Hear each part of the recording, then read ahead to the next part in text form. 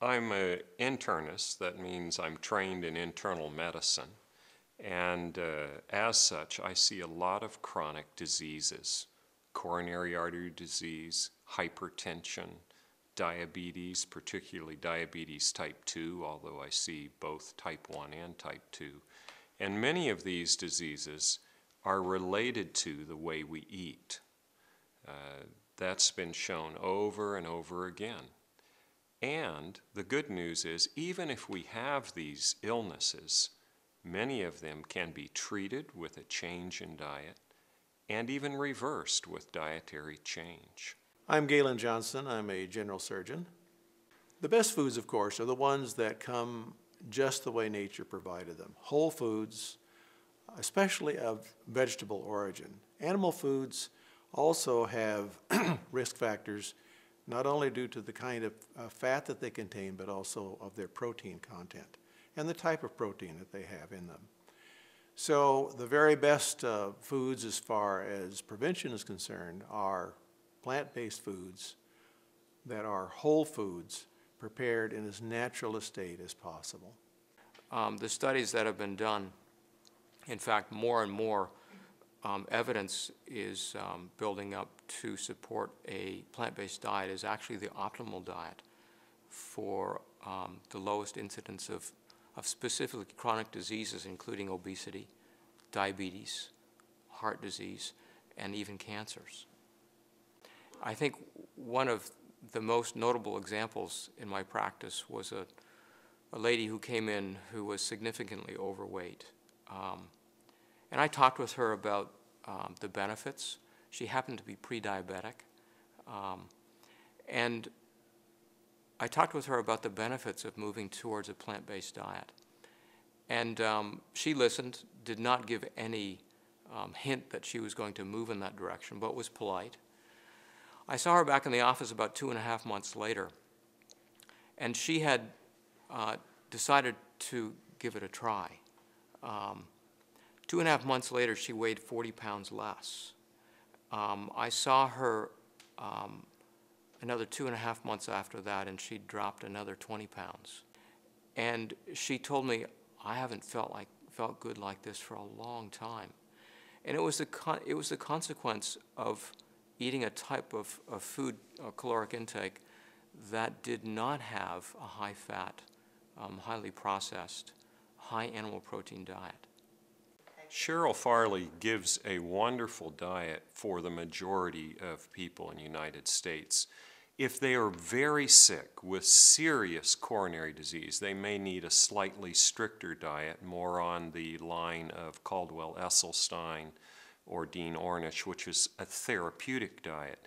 But for the average person in our population here in the United States or in the world generally, that diet will not only prevent illness, but in most cases, except the most serious, it will reverse disease as well. Lifestyle choices, how you eat, how you live, how you exercise, the weight you carry, the diet you choose, whether it's a whole food diet or a diet that uses refined and animal foods as a part of their ingredients, will make a very decided difference in the risk that you have in developing cancer during your lifetime. Well, good news. My name is Cheryl Farley, and welcome to Ready, Set, Go Healthy. I'd like to ask you a question. Do you suffer from type 2 diabetes? If you do, I have some very exciting news for you. What I'm about to share with you, to me, is, well, it is good news. It's very powerful, and yet it's simple and easy. What I'm going to talk about is lifestyle. And the two primary pieces or components of this program would be diet, and I don't even like to use the word diet really, but nutrition or what we're eating, and exercise. I don't know if you remember Jack LaLanne, the father of fitness. Well, he called diet was king and exercise was queen, or it could be either way. But the point is they're both very important.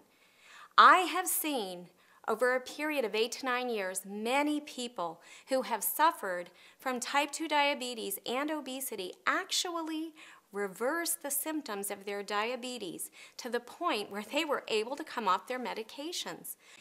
We need to get away from the processed foods, the fatty foods, and we're going to try to learn how to eat more fiber.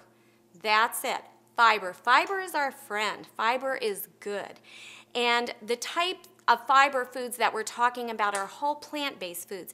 And you will be amazed, and I tell you this just from my own personal experience in working with people that have type 2 diabetes, by eating complex carbohydrates, what happens is you're taking in these carbs that instead of breaking down fast, like simple carbohydrates, and our blood sugar spikes really high and then it drops.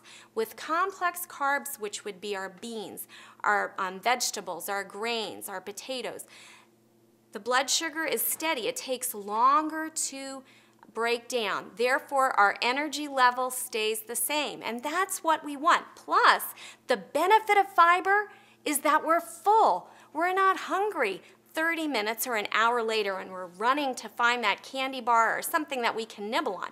So, we're going to start off now. I'm going to show you how to make a delicious, easy, fast breakfast. And the great thing about this is that it's going to make a volume or a good amount. So you'll actually be able to take these and use them throughout the rest of the week. Waffles. Do you love waffles? I love waffles. So let's go ahead. Now you could also add soy milk if you wanted, or rice milk, or nut milk. What I'm using is water. And that you get right out of your tap, right? So think about the cost. I want you to stop and think about everything that I'm putting into this blender. You can see these are all ingredients that are affordable. Some cornmeal. I have some dates, and these are pitted. You want to be sure you get the pitted variety if you're going to use them in your blender. Trust me. We'll put these dates, and again, these are whole, natural foods right in this package that they were intended to be eaten.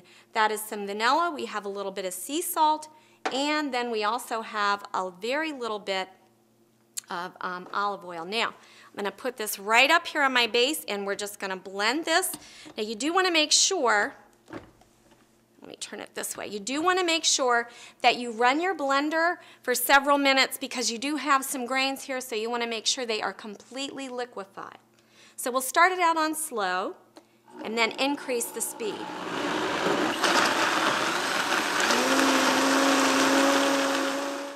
All right, so we're going to go ahead and we're going to take the waffle off the waffle iron now. It's all done.